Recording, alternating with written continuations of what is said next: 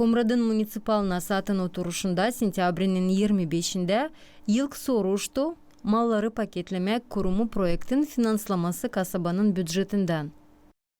Проект прошел оценивание, был утвержден на финансирование и 28 августа был... Projekt notalandı, finanslamaya da inandırıldı. Avgust'un 28'inde finanslamak kontraktı imzalandı. Projektin çerçevesinde 10 buzdolabı kamerası yapılacak, odalar işçilere dini, ofis odaları.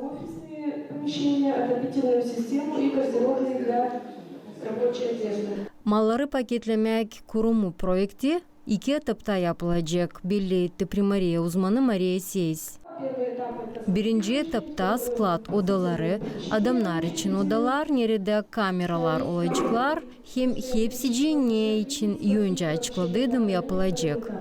Malları paketlemek kurumu projekti 36 milyon liraya kararlı.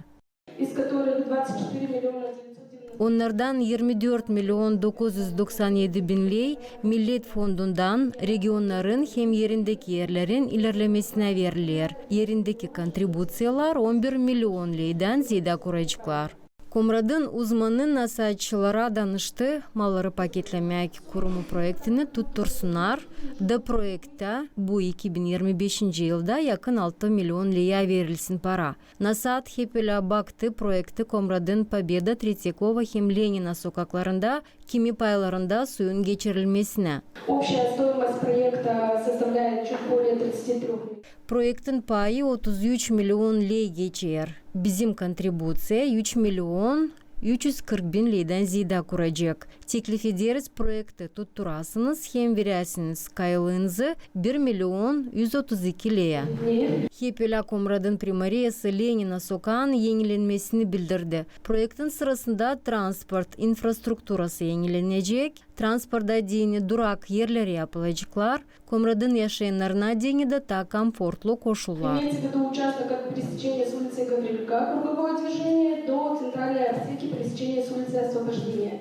Yolun payı hangisini projekt kaplayacak? Lenina Gavriluk çatrandan, Освобождение çatranadan elektrik setilerini yer altından geçirme, maşinalara dini durak yerlerine yapma.